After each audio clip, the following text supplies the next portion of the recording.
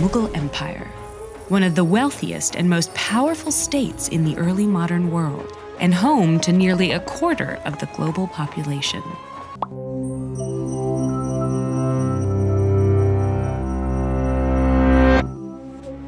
It's 1526 in what is now northern India, and Sultan Ibrahim Lodi is about to face off against a prince from Central Asia, Zahiruddin Muhammad Babur.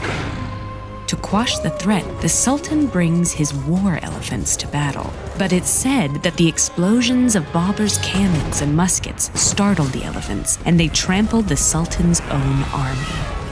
Babur had long harbored ambitions of building his own empire.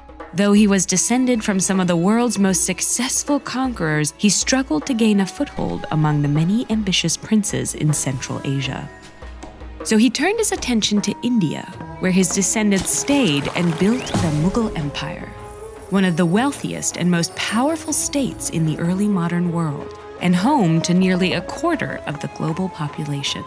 Babur died just 4 years after that fateful battle, but his own memoirs and the work of his descendants immortalized him in colorful fashion. His daughter, Gulbadan, recalled in her own memoir how Babur, having recently given up drinking, filled a newly constructed pool with lemonade rather than wine.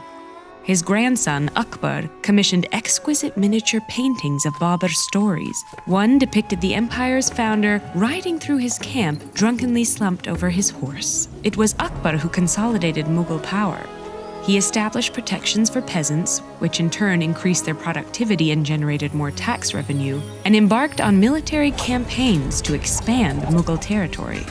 Princes who swore allegiance to him were rewarded, while he made brutal examples of those who resisted, killing them and many of their subjects. His conquests opened access to port cities on the Indian Ocean, which connected the Mughals to Arab, Chinese, Ottoman, and European traders, bringing in incalculable wealth, including silver and new crops from the Americas. As the Muslim ruler of a diverse, multi-ethnic empire, Akbar worked to create internal cohesion by appointing members of the Hindu majority to high positions in his government, marrying a Hindu bride, and distributing translated copies of the Mahabharat, an ancient Indian epic poem, to his Muslim nobles.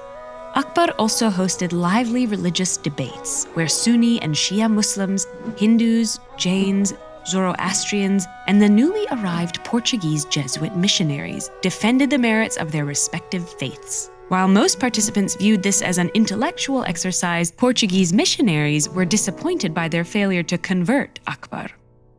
The Mughals built architectural masterpieces, such as the Taj Mahal and the Red Fort, a palace 3 kilometers around that housed 50,000 people and contained the magnificent gold and jewel-encrusted peacock throne. Just the throne took 7 years to construct. During its first 180 years, the Mughals had only 6 rulers, which contributed to the empire's stability. When the 4th emperor Jahangir struggled with alcohol and opioid addiction, his wife Nur Jahan took the reins as co-ruler. When a traitorous general captured her husband in an attempted coup, she negotiated his release and rallied the army to stop the rebellion. She once led a hunting party to track down a tiger that was terrorizing a village, leading one poet to write, "Though Nur Jahan be in form of a woman, in the ranks of men, she's a tiger slayer." Following the death of the 6th emperor Aurangzeb in 1707, 7 emperors took the throne over the next 21 years. These frequent transitions of power reflected the larger political, economic, social, and environmental crises that plagued the empire throughout the 18th century. In response to this turmoil, regional leaders started refusing to pay taxes and broke away from Mughal control. The British East India Company offered military support to these regional rulers, which in turn increased the company's political influence, enabling it to eventually take direct control of Bengal, one of the wealthiest regions in India.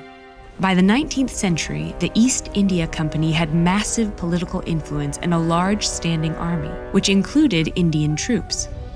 When these troops revolted in 1857, aiming to force out the British and restore Mughal influence, the British government intervened, replacing company rule with direct colonial rule. deposing the last Mughal emperor and sending him into exile. And so, over 3 centuries after its founding, the Mughal Empire came to an end.